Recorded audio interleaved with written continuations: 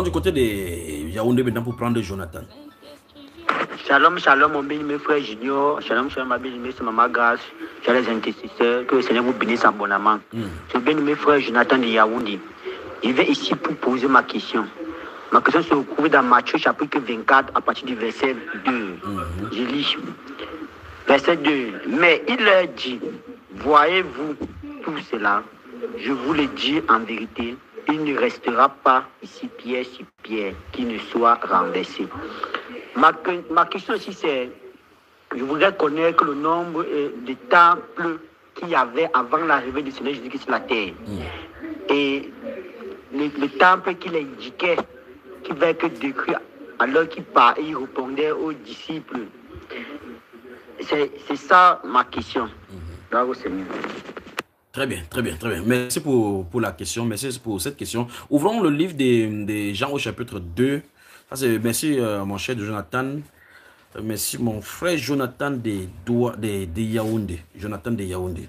Donc tu peux prendre en parallèle, prenez en parallèle un chronique, un roi, Ézéchiel chapitre 37 à 44 et Zacharie chapitre 1 à 5, AG chapitre 2 et puis maintenant Jean dont je suis en train de les donner. Donc vous avez les livres tels que un chronique, un roi, Jean chapitre 2, Zacharie chapitre 1 jusqu'au chapitre 5, AG, et on va parler rapidement. Donc je vais lire Jean là pour parler de quoi il est, pour voir de quoi il est question. Qu'est-ce qu'il est question?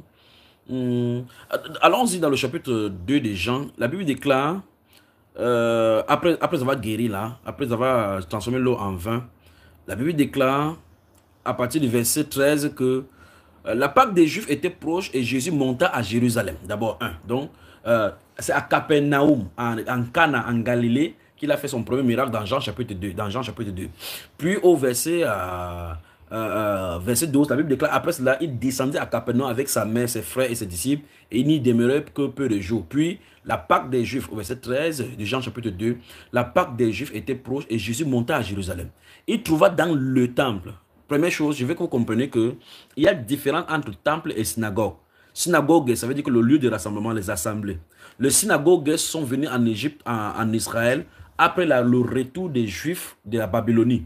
Parce que quand les Juifs avaient été amenés captifs sur Nebuchadnezzar, ils sont allés en Babylonie, c'est-à-dire en Irak, et on les a dispersés dans plusieurs villes parce qu'on ne les a pas concentrés seulement dans la capitale. Dans beaucoup de villes, il y avait les Juifs là-bas. Et dans le temple, dans la capitale, dans le pays appelé l'Irak, ils ont les temples de différentes divinités. Et donc les Juifs aussi, pour garder leur tradition, ont construit donc les différents lieux de rassemblement aussi pour garder leur tradition. Ainsi, ils ont vu l'imitation qui se faisait en Irak où les gens ont ce que vous appelez mosquées. Par exemple, si vous prenez le cas des mosquées, supposons que ce sont les mosquées qui étaient là-bas. Ils ont vu maintenant que, ok, nous aussi, pour ceux qui sont de telles villes, nous allons faire aussi pour nous rassembler. Et donc, à cette modèle de fait là, ils sont venus au retour de la captivité, ceux qui étaient dans les diverses villes, que ce soit à Capernaum, à Nazareth, n'importe où, dans chaque ville où il y avait les Juifs, ils avaient un lieu de rassemblement appelé synagogue, c'est-à-dire que le lieu de rassemblement. Et quand vous allez lire le Nouveau Testament, donc prenez attention avec ceci à partir du livre de Matthieu, jusqu'au acte des apôtres où les disciples vont commencer à entrer dans les synagogues, au point maintenant où Jésus va dire qu'ils vous battront des verges dans leur synagogue, parce que la synagogue vient, le point c'est, le lieu de rassemblement appelé synagogue ne vient pas de Dieu. C'est un lieu qui a été copié des mondains, exactement comme aujourd'hui les temples religieux en milieu chrétien ne viennent pas de Jésus, parce qu'à l'origine, c'est pas comme ça que le modèle qu'il leur a donné. C'est la même façon de faire. Les Juifs sont allés en captivité, l'Église aussi allée en captivité au milieu de Babylone. Donc on a aussi hérité là-bas, et c'est quand on est en captivité sur Constantin qu'on a hérité de Constantin avec ses acolytes dans les temples qui étaient faits en la divinité romaine, qu'on a commencé à faire comme ça. À Rome, il y avait plus de 7000 sur Constantin, 7000 divinités là-bas.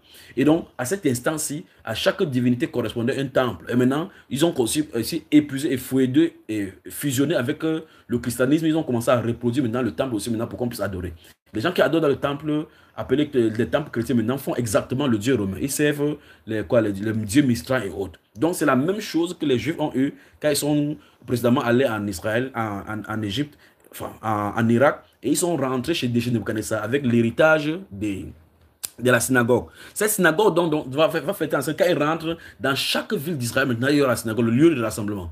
Initialement, maintenant, dans le plan parfait de Dieu, c'était que les Juifs devaient se rassembler à Jérusalem. C'est ça le point, il veut monter. Ils devaient se rassembler 3 fois par an. Si vous lisez Nombre chapitre 16, Exode chapitre 16 et autres là-bas partout, c'était Lévitique chapitre 23 pour les 3 fêtes de l'Éternel. Alors 3 fois par an, ils devaient monter au temple pour célébrer les grandes fêtes de l'Éternel qui leur avaient été données. C'est uniquement comme ça. En dehors de ça, ils devaient rentrer dans leur ville, vivre normalement sans oublier les Lévites, avec les dîmes ainsi de suite pour pouvoir donner aux Lévites qui sont tout autour de leur porte avec leur ville des ressorts. Alors, c'est comme ça qu'ils vivaient jusqu'à ce qu'ils partent en pratique, en captivité. Ils rentrent maintenant, ils commencent à dire, ah, il n'y a pas seulement le temple. Donc finalement, quand Jésus vient avec Jean-Baptiste, hormis le temple qui est principalement à Jérusalem, que Dieu connaît, il y avait maintenant les synagogues dans les autres villes. Par conséquent, ils avaient des mini-synagogues, mini-temples dans ces temples-là. On lisait la lecture de la loi, là-bas ils avaient fait des gens. Par conséquent, il y avait des gens qui se sont retrouvés maintenant dans la synagogue, commençaient à lire les choses qui n'étaient pas des gens originellement faits de chez Aaron, qui devaient conduire le peuple dans la sainteté, comme Dieu avait dit. Parce que c'est la race d'Aaron qui devait diriger le peuple. Et vous commencez à voir maintenant les gens, les souverains sacrificateurs qui sont de Benjamin. L'apôtre Paul dit, par exemple, qu'il était pharisien. Or, l'apôtre Paul n'est pas de la tribu des sacrificateurs. Il était avancé dans la doctrine de Gamaliel, qui n'est pas non plus un sacrificateur selon l'ordre d'Aaron. Donc, vous voyez que, hormis les sacrificatures selon l'ordre d'Aaron, il y avait une autre sacrificature qui avait été mise de côté. Et ça a créé les embrouilles là-bas, par rapport à ce que Moïse avait dit. C'est l'apôtre Paul aussi, avec son groupe de pharisiens, défendait la loi de Moïse en étant coupable avec la loi de Moïse, parce que eux qui étaient là-bas, Moïse ne les avait jamais établis. Moïse n'a pas établi un benjamite parce que l'apôtre Paul était de Benjamin, de la tribu de Benjamin. Comment se fait qu'il soit là jusqu'à ce qu'il veut enseigner la loi de peuple? Pourtant, il y avait les Lévites et les sacrificateurs qui étaient là-bas, qui devraient faire ces choses-là. Vous voyez que c'est dans un embrouille total que les gens sont venus donc dans les choses de Dieu. Cela dit, j'étais en train de dire dans ce livre de Jean, chapitre 2, verset 13, que Jésus s'est rendu à Jérusalem pendant la Pâque et Jésus montait à Jérusalem. À Jérusalem, c'est le centre, c'est la capitale de la religion juive. Verset 14, on dit, il trouva dans le temple. Il n'y a pas le temple pour Dieu. Un seul lieu sur la terre, c'est à Jérusalem. Un seul lieu où le temple doit être bâti, c'est à Jérusalem. S'il y a un temple sur la terre, on dit que c'est le temple de Dieu, ça n'a rien à voir avec Dieu. Alors, verset 14, il trouva dans le temple les vendeurs de bœufs, des brebis et des pigeons, et les changeurs assis. Ayant fait un fouet avec des cordes, il les chassa tous du temple, ainsi que les brebis et les bœufs, il les dispersa la monnaie des changeurs et renversa les tables. Et il dit aux vendeurs de pigeons, ôtez ceci d'ici, et ne faites pas de la maison de mon père une maison de trafic. Donc ce temple avait été connu. Je vais expliquer donc la question que tu as demandé, Jonathan. Ses disciples se souvinrent qu'il est écrit, le zèle de ta maison me dévore. Vous pouvez lire ça dans le livre d'Ésaïe au chapitre 29, où il dit que ces peuples-ci, mon nom de l'élève, mais son cœur est éloigné de moi. Jésus leur dit, écoutez maintenant, verset 19, écoutez bien, verset 19. Jésus leur dit, verset 18 d'abord, les Juifs prenant la parole lui dit, quel miracle nous montres-tu? Les Juifs vraiment cherchent les miracles. Pour agir de la sorte, verset 19, Jésus leur répondit, détruisez ce temple et en 3 jours, je le reverrai. Écoutez maintenant leur réponse. Les Juifs disent, il a fallu 46 ans pour bâtir ce temple et toi, en 3 jours, tu le relèverais? Tu le reverras? Verset 21, enfin, il parlait du temple de son corps. Bien que Jésus soit en train de parler du temple de son corps, du fait qu'il va mourir et on va rester 3 jours, les Juifs, eux, ils entendaient le temple qui est dans lequel ils se trouvaient. Mais le point, c'est ceci. Ces Juifs se disent qu'il a fallu 46 ans pour bâtir ce temple. Et maintenant, allons-y maintenant. Le premier temple avait été bâti. On va aller à la Genèse. Dans le livre de 2 Samuel, chapitre 7, David va avoir l'idée de bâtir un temple à Dieu. Nathan va venir lui dire qu'en fin de compte, après le fourvoiement prophétique qu'il a eu à faire entre l'homme Nathan et le prophète Nathan, Nathan va venir lui donner la parole de Dieu que est-ce à toi pour moi de me bâtir un temple? C'est mon fils qui va sortir de toi qui va me bâtir et je vais lui bâtir une maison stable. Parlant de Salomon et de Jésus, concernant l'église et le temple typifiant l'église. Alors, le prophète David va se coucher. Avant se coucher, va donner les instructions, donner les préparatifs par rapport au temple parce que lui, il avait le sang. Ce n'est pas un homme de sang comme ça, ne peut pas bâtir le mur, c'est quelqu'un de la paix. C'est pour ça que Salomon est le type de Jésus qui est mourant pour l'église. Et donc, vous remarquez donc que quand il meurt pour l'église, c'est pour donner la paix au monde parce qu'il s'appelle Salomon, la paix.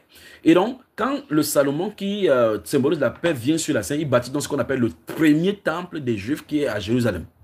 J'espère que vous comprenez. C'est ce temple-ci qui, du temps du prophète Jérémie, Jérémie prophétise qu'il sera amené captif parce que Ézéchias, qui était le roi, avait amené les gens à l'issue de sa maladie. Si vous prenez le temps de lire le livre d'Ésaïe chapitre 38 et 39, Ésaïe sera malade, Ézéchias sera malade et Ésaïe va venir lui dire que Dieu a donné les ordres, que tu meurs, donne les ordres à ta maison parce que tu vas partir.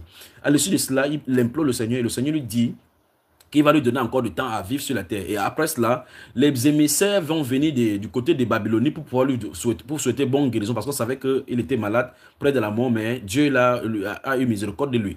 Qu'est-ce qui se passe? Il va donc profiter de cette occasion pour montrer les différents ustensiles du temple à Dieu. Ça, c'est le premier temple que Salomon avait bâti, où il a donné les exactions en disant que si le peuple va n'importe où en captivité, si là-bas il se souvient, ici, c'est plie du côté de Jérusalem en priant que Dieu exauce en regardant là-bas. Salomon va inaugurer ça avec près de 120 000 brebis qu'il va inaugurer là-bas au point où la fumée va remplir la pièce où le sacrificateur ne pourrait même pas faire de service. Dieu a agréé et venu vers Salomon cette nuit-là pour dire, j'ai agréé la prière faite en ce lieu.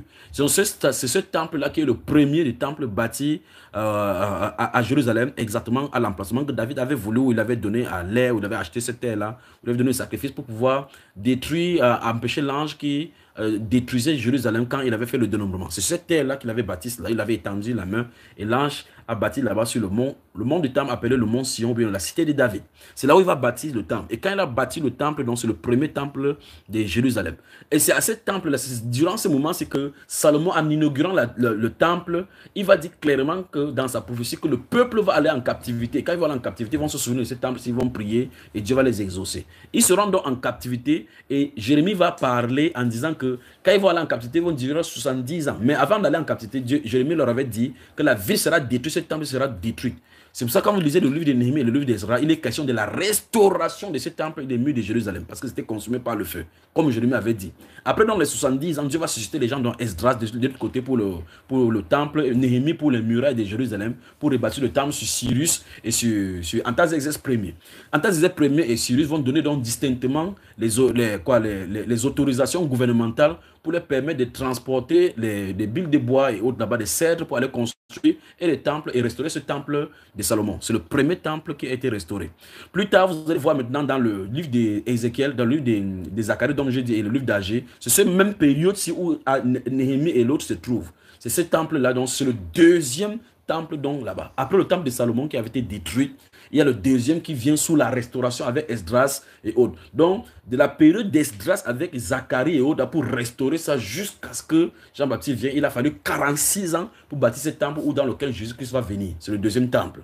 Dans le livre de Zacharie chapitre 2, enfin, pas Zacharie chapitre 2, dans le livre de Agé chapitre 2, il est dit là-bas que Dieu frappe des malédictions, la famille, il sème beaucoup, il moissonne peu parce qu'ils ont abandonné sa maison. Qu'ils apportent donc les choses et bâtissent d'abord la maison de l'Éternel à Jérusalem pour que Dieu puisse relâcher les bénédictions sur leur propre maison. C'est ainsi donc qu'ils vont bâtir donc ils vont prendre courage avec Zorobabel, prendre ces choses-là en main avec les autres Zacharie, Agé, les autres prophètes qui étaient là au milieu d'eux, avec Esdras, le souverain sacrificateur, le sacrificateur, qui était versé dans les Écritures, avec Néhémie qui combattait Tsambala et autres là-bas pour pouvoir bâtir le temple et ses murailles. Ils vont restaurer donc, c'est le deuxième temple. C'est ce deuxième temple-ci qui a fallu 46 ans à construire, c'est dans lequel Jésus se trouvait, et c'est à cela qu'il disait dans l'appréciation prophétique en disant que dans le livre de Matthieu chapitre 24 le verset 1 et 2 que vous voyez ce temple, c'est parce que l'apôtre Pierre considérait les belles pierres qui étaient posées de façon sagement par les architectes qui avaient pris le temps pour le faire pendant 46 ans.